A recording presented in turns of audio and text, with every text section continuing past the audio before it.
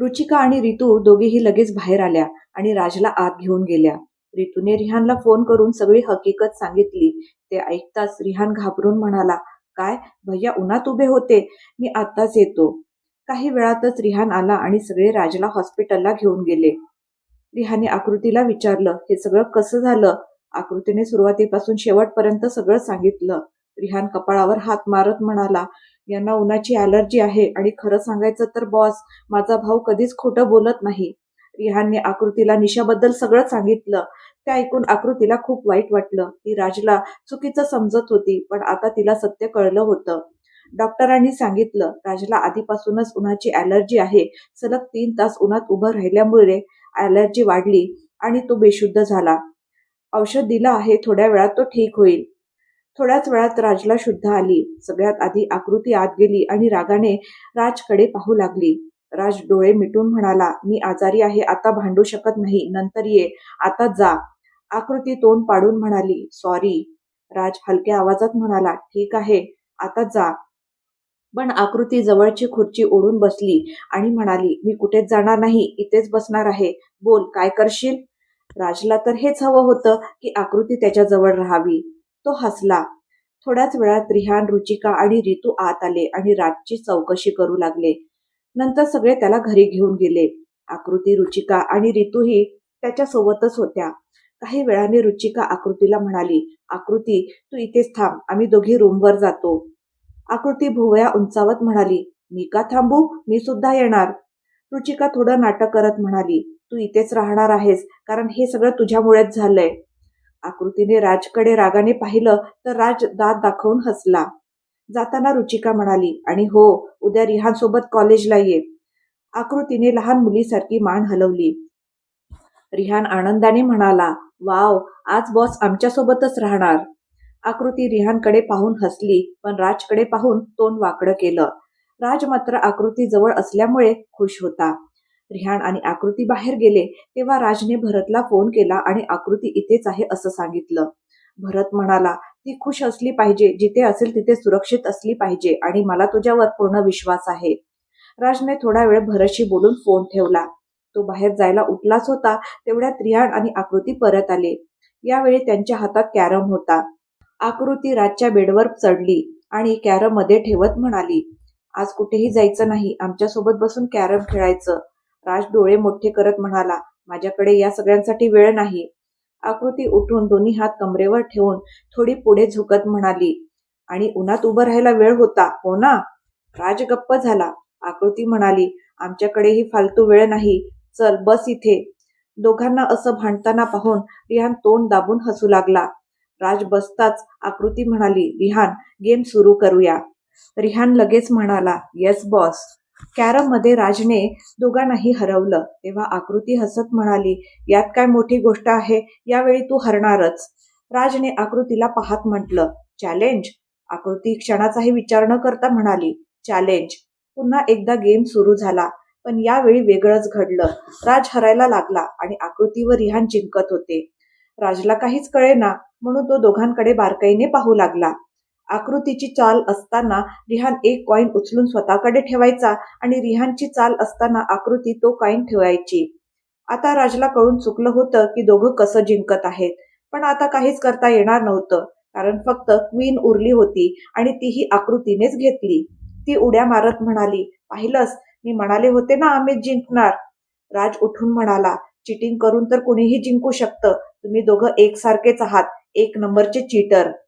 आकृतीही उठली आणि कमरेवर हात ठेवून म्हणाली, "काय पुरावा आहे तुझ्याकडे?" राजकडे काहीच पुरावा नव्हता. तो तोंड वाकडं करून निघून गेला. आकृतीने रिहानला हाय फाय दिलं आणि दोघं जोरजोरात हसू लागले. रिहान हसत म्हणाला, "असं केलं नसतं तर आपण भैयाला कधीच हरवू शकलो नसतो." त्याचं बोलणं राजने ऐकलं होतं. तो दारात उभा राहून दोघांकडे रागाने पाहत होता. ते पाहून दोघं गप्प झाले आणि मान खाली घालून एकमेकांकडे तिरकस पाहत हळूच खी खी करू लागले. राजने ते पाहिलं आणि हसतच तिथून निघून गेला. तो आता पूर्ण बरा झाला होता. सकाळी त्याने रिहानसोबत आकृतीला देखील कॉलेजला सोडलं आणि स्वतः ऑफिसला गेला. सगळं नीट चाललं होतं. आकृती आणि राज कधी मधी भेटायचे. राज हसून तिच्याकडे पाहायचा, पण आकृती काहीच प्रतिक्रिया देत नसे. 5-7 दिवस झाले होते. आज आकृती लवकर झोपली होती. सुमारे 11:30 वाजता तिची अचानक झोप मोडली. ती उठून बसली आणि घड्याळाकडे पाहिलं. अजूनही 11:30च वाजले होते. ती स्वतःशीच म्हणाली, मला वाटलं सकाळ झाली म्हणजे अजून झोपायचं आहे. ती पुन्हा आडवी होणार तेवढ्यात तिने बाजूला पाहिलं. रुचिका आणि रितू तिथे नव्हत्या. आकृती उठून बाहेर आली, पण तिथेही कोणीच नव्हतं. तिने दुसऱ्या खोलीत डोकावून पाहिलं. ती सुद्धा पूर्णपणे रिकामी होती. ती विचारात पडली, इतक्या रात्री या दोघी कुठे गेल्या असतील? तिने रितूला फोन केला, पण रितूने फोन उचलला नाही. आता आकृतीला टेन्शन यायला लागलं. तिने लगेच रुचिकाला फोन लावला. रुचिकाने फोन उचलताच आकृती रागात म्हणाली, मला सांगून तरी जात जा. पण रुचिका रडत म्हणाली, आकृती नंतर ओरड, प्लीज हेल्प, हेल्प अस. आकृती घाबरत म्हणाली, रुची काय झालं? आधी सांग, तुम्ही कुठे आहात? रुचिका म्हणाली, राजच्या घराकडे जाताना एक खूप सुंदर बंगला लागतो. आम्ही दोघी तिथे उभ्या आहोत. खूप भीती वाटते आकृती, प्लीज लवकर ये. आकृती घाबरून म्हणाली, ठीक आहे, तुम्ही दोघी तिथेच थांबा, मी येते. आकृतीने पटकन कपडे बदलले, कारण तिने शॉर्ट्स घातले होते. तिने कुर्ता घातला आणि त्यावर दुपट्टा घेतला. चालताना तिने राज, भरत, रिहान, राम सगळ्यांना फोन केला, पण कुणीच फोन उचलला नाही. आकृती स्वतःशीच म्हणाली, मला वाटतं मी फार मोठ्या अडचणीत अडकणार आहे, पण काय करणार, जावंच लागेल. रात्र असल्यामुळे रस्ता पूर्ण सुनसान होता. ती एकटीच घाईघाईने चालत होती. तेवढ्यात तिला जाणवलं की जणू कुणीतरी तिचा पाठलाग करत आहे. तिने वळून पाहिलं, पण तिथे कोणीच नव्हतं. आता आकृती अजून वेगाने चालू लागली. सुमारे 15 मिनिटात ती त्या बंगल्यासमोर पोहोचली. तिने आजूबाजूला पाहिलं, पण रुचिका आणि रितू तिथे नव्हत्या. आता तिची भीती आणखीन वाढली. तिने पुन्हा रुचिकाला फोन केला, पण यावेळी रुचिकाने फोन लगेच उचलला. आकृती रागात म्हणाली, तुम्ही दोघी कुठे आहात? रुचिका म्हणाली, आम्हाला भीती वाटत होती म्हणून आम्ही दोघी या बंगल्यात आलो आहोत. तूही आत ये, किती छान आहे इथे. आकृती रागाने म्हणाली, तुम्ही दोघी लगेच बाहेर या. रुचिकाने काही न बोलता फोन कट केला. आकृती बंगल्याकडे गेली. तिने पाहिलं, एक मोठं दार होतं. ते थोडंसं उघडं होतं. ती हळूहळू चालत पुढे गेली आणि बंगल्याच्या आत शिरली. आत खूप अंधार होता. आकृतीने मोबाईलची टॉर्च चालू केली आणि रुचिकाला हाक मारू लागली, पण समोरून काहीच आवाज आला नाही. आकृती आणखीन पुढे गेली आणि तेवढ्यातच ते मोठं दार जोरात बंद झालं. आकृतीचा जीव अक्षरशः घशात आला. ती बराच वेळ पुतळ्यासारखी तिथेच उभी राहिली. अचानक बंगल्यातील सगळ्या लाईट्स एकदम लागल्या. आकृतीने घाबरून डोळे मिटले. हळूहळू डोळे उघडले तर समोर सगळे उभे होते. संपूर्ण बंगला खूप सुंदर पद्धतीने सजवलेला होता. सगळे एकत्र ओरडले, हॅपी बर्थडे आकृती. आकृती दोन्ही हात कमरेवर ठेवत म्हणाली, म्हणजे हा सगळा ड्रामा फक्त यासाठी होता? सिया धावत येत म्हणाली, तुला काय वाटलं होतं की रितू आणि रुचिकाला कोणीतरी किडनॅप केलंय? आकृती सियाच्या बोलण्याकडे जास्त लक्ष न देता म्हणाली, काहीच नाही वाटलं मला. ती पुढे जात म्हणाली, चला केक कापूया. रीना तोंड बारीक करत म्हणाली, अरे केक तर आपण आणलाच नाही. आकृतीने जवळ पडलेला चाकू उचलला आणि रीनाकडे जात म्हणाली, काही नाही, मग तुलाच कापते आता.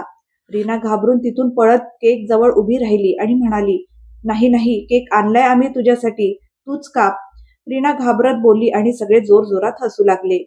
आकृतीने केक कापला, एक तुकडा उचलला आणि सगळ्यांकडे पाहिलं. सगळे तिच्याकडेच पाहत होते. आकृती तो केक कुणाला भरवणार याची वाट पाहत. राज आधीच थोडा दूर उभा होता, कारण त्याला माहित होतं की आकृती त्याला अजिबात केक भरवणार नाही. आकृतीने एक एक करून सगळ्यांकडे पाहिलं. राम, भरत, रुचिका, रिहान, रितू, राज, प्रणव, सिया, रीना सगळे तिच्याकडे पाहत होते. मग तिने खांदे उडवत तो केकचा तुकडा स्वतःच खाल्ला आणि म्हणाली, हा उरलेला तुम्हा सगळ्यांसाठी. आकृती तिथून निघून गेली, जणू तिला काहीच फरक पडला नाही अशा थाटात. सगळ्यांनी उदास नजरेने आकृतीकडे पाहिलं, पण राज मात्र तिच्या या सवयीवरही हसला. आकृती पुढे जातच होती तेवढ्यात सियाने केकचा छोटासा घास उचलून आकृतीच्या गालावर लावला. आकृती थोड्या रागात म्हणाली, केक खायचा नसेल तर वाया घालवू नका यार. मग सगळ्यांनी थोडा थोडा केक खाल्ला. भरत म्हणाला, आकृती, मी आणि राम घरी चाललोय, तू येणार आहेस का? आकृतीने मान हलवून नाही म्हटलं. राम म्हणाला, ओके, मग उद्या भेटू. भरत आणि राम निघून गेले. राज आणि प्रणव इतर सगळ्यांना बाहेरपर्यंत सोडायला गेले. तेव्हा आकृतीने विचारलं, रिहान, हा बंगला कुणाचा आहे? रिहानने राजकडे पाहत म्हटलं, माझ्या भैयाचा. आकृती तोंड वाकडं करत म्हणाली, का, तुझा नाही का? रियान हसला आणि बाहेर निघून गेला. आकृती किचनकडे गेली आणि आतून एक कोल्ड ड्रिंकची बाटली घेऊन आली. ती म्हणाली, तुम्हा सगळ्यांना कोल्ड ड्रिंक प्यायचं आहे का? सगळ्यांनी होकार दिला.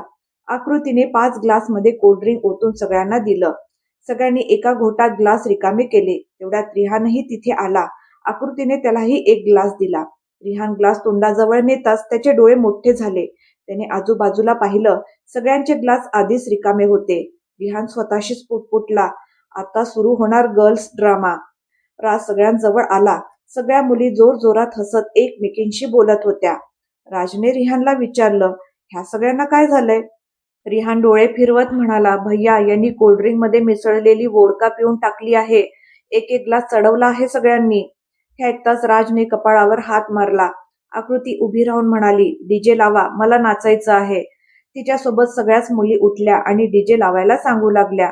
राजने तिथे ठेवलेला डेक चालू केला आणि सगळ्या मुली तिथे नाचायला लागल्या. राज, रिहान आणि प्रणव तिघेही हातावर चेहरा टेकवून त्यांना पाहत बसले होते. खूप वेळ सगळ्या मुली नाचत राहिल्या आणि दमल्यावर मुलांच्या जवळ येऊन बसल्या. राज सगळ्यांकडे पाहत म्हणाला, आता यांना रूमवर सोडणं शक्य नाही. इथेच रूममध्ये झोपवूया. रिहान आणि प्रणव रुचिका आणि रितूला आत घेऊन गेले. सिया आणि रीना स्वतःच आत गेल्या. पण आकृती अजूनही तिथेच बसून होती. राजने तिला उठायला सांगितलं पण ती उठली नाही. तो खाली वाकून तिला उठवू लागला. तेवढ्यात आकृती पटकन वर पाहून म्हणाली, मला कुठेही जायचं नाही, तुम्ही सगळे जा इथून. रिहान आणि प्रणव बाहेर आले तर राजने त्यांना घरी जायला सांगितलं. दोघेही काही न बोलता निघून गेले. आता राज आकृतीच्या शेजारी बसला आणि म्हणाला, तुला झोपायचं नाही का? आकृती नशेत डोलत म्हणाली, आज माझा वाढदिवस आहे, मला झोपायचं नाही. राज हसला. आकृती पुढे म्हणाली, मी जे बोलेन ते तू करशील ना? राजने मान हलवून होकार दिला. ती म्हणाली, मग चल, माझ्यासोबत डान्स कर. राज म्हणाला, पण मला डान्स येत नाही. आकृती उठत म्हणाली, मी शिकवते. आकृतीने राजकडे हात पुढे केला. राजला खूप आनंद झाला आणि तोही तिच्यासोबत उभा राहिला.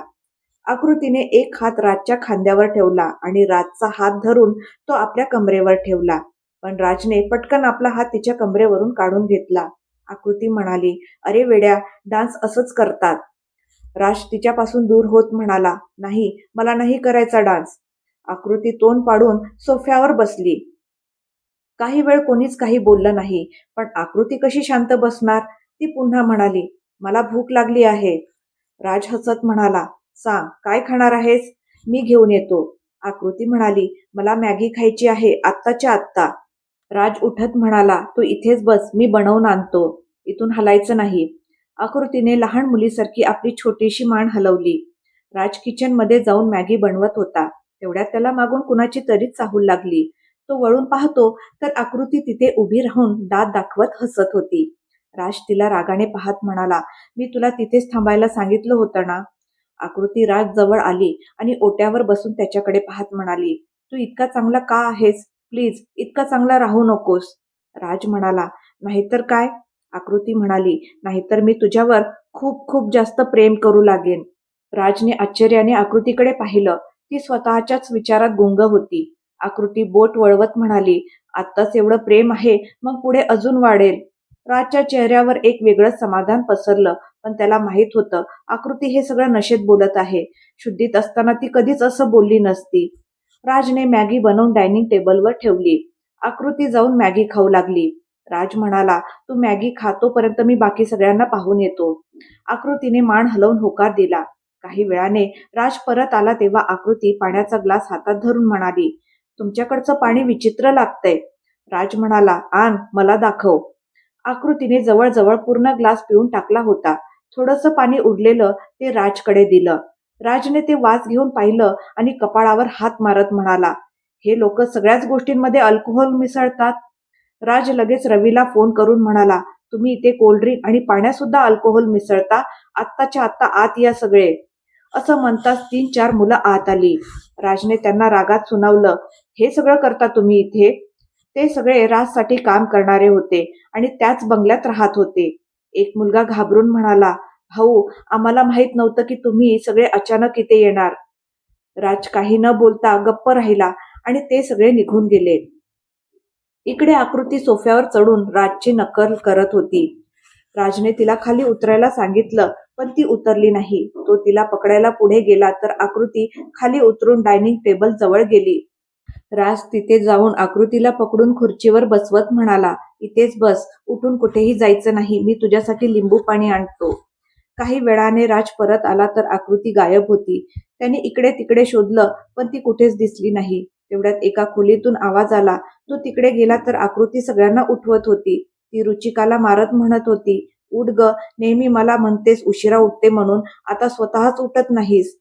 राज आकृती जवळ आला आणि तिला मागून धरत म्हणाला, आकृती, त्यांना उठवू नकोस, वेडी आहेस का? ना स्वतः झोपतेस ना त्यांना झोपू देतेस. त्याने तिला उचलून बाहेर आणलं आणि जबरदस्तीने लिंबू पाणी पाजलं. बराच वेळ दोघेही तसेच बसून राहिले. हळूहळू डोळे मिटत आकृती म्हणाली, तू जास्त चांगला होऊ नकोस, नाहीतर.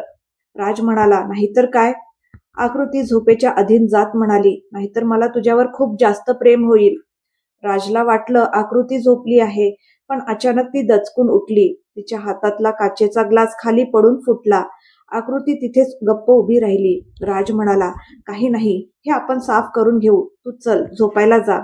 आकृती पुढे गेलीच होती, तोच तिला चक्कर आली. ती पडणारच होती. तेवढ्यात थोड्या अंतरावर उभा असलेला राज तिला सावरायला पुढे धावला, पण त्याचाच पाय घसरला आणि तो आकृतीसह खाली पडला.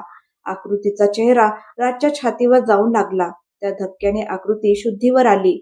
ती उठू लागली तेव्हा तिच्या हातावर रक्त लागलेलं दिसलं. तिला कुठेच वेदना होत नव्हत्या. तिने राजकडे पाहिलं. त्याच्या हातात काचेचा तुकडा रुतला होता आणि तो अजूनही आतच अडकलेला होता. राज स्वतःच्या वेदनेकडे दुर्लक्ष करत आकृतीकडे पाहून म्हणाला, तू ठीक आहेस ना? आकृतीने राजच्या हातात रुतलेला काच काढायला हात पुढे केला, पण तिचे हात थरथरत होते. राज हे सगळं शांतपणे पाहत होता. त्याच्या वेदना आकृतीच्या चेहऱ्यावर स्पष्ट दिसत होत्या. आकृतीने एकदम झटका देत काचेचा तुकडा बाहेर काढला आणि राजला घट्ट मिठी मारली. क्षणभर का होईना राजला खूपच सुकून मिळालं. थोडा वेळ आकृती तशीच राहिली आणि मग आपला दुपट्टा घेऊन राजच्या हातावर घट्ट बांधला. तिच्या डोळ्यात पाणी आलं. राज म्हणाला, रडू नकोस, मला तुझ्या डोळ्यात अश्रू पाहिजे नाहीत. चल, आता झोपायला जा. आकृतीने मान हलवली आणि राजच्या पुढे पुढे चालत गेली. आकृती खोलीत गेल्यावर राज स्वतःशीच पुटपुटला, थँक गॉड, आज तरी सगळं ठीक झालं. सकाळी काय होईल देव जाणे. राज बसून आजचे सगळे क्षण आठवत राहिला. त्याच्या चेहऱ्यावर एक वेगळं समाधान होतं. सगळ्या मुली थकून गाढ झोपल्या होत्या. दुसऱ्या दिवशी सगळ्या उठल्या, पण आकृती अजूनही गाढ झोपेत होती. रुचिकाने तिला उठवण्याचा प्रयत्न केला, पण आकृती उठलीच नाही. आकृती म्हणाली, यार, माझं डोकं इतकं का दुखतंय, काही कळत नाहीये. बाकी सगळ्यांचाही तोच हाल होता. सगळ्यांचं डोकं दुखत होतं. त्या अजूनही खोलीतच होत्या. तेवढ्यात राज तिथे आला आणि म्हणाला, तुम्ही सगळ्या फ्रेश व्हा, मी सगळ्यांसाठी नाश्ता लावायला सांगतो. आकृती अजूनही शांतपणे झोपलेली होती. रुचिकाने आकृतीकडे इशारा केला तर राज आकृतीकडे पाहत हसत म्हणाला, तिला झोपू द्या, ती उशिरा झोपली होती. रुचिकाने जेव्हा राजला सांगितलं की सगळ्यांचंच डोकं दुखत आहे, तेव्हा राज रात्री घडलेला सगळा प्रकार सविस्तर सांगू लागला आणि सगळ्या जणी डोळे मोठे करून त्याचं बोलणं ऐकत होत्या. आज राज आकृतीला देणार आहे एक सरप्राईज. ते सरप्राईज काय असेल हे तुम्हाला पुढच्या भागात कळेल. भेटूया पुढच्या भागात. आजचा भाग तुम्हाला कसा वाटला कमेंट करून नक्की सांगा आणि पुढचा भाग ऐकण्यासाठी माझ्या चॅनलला सबस्क्राईब करायला विसरू नका. धन्यवाद.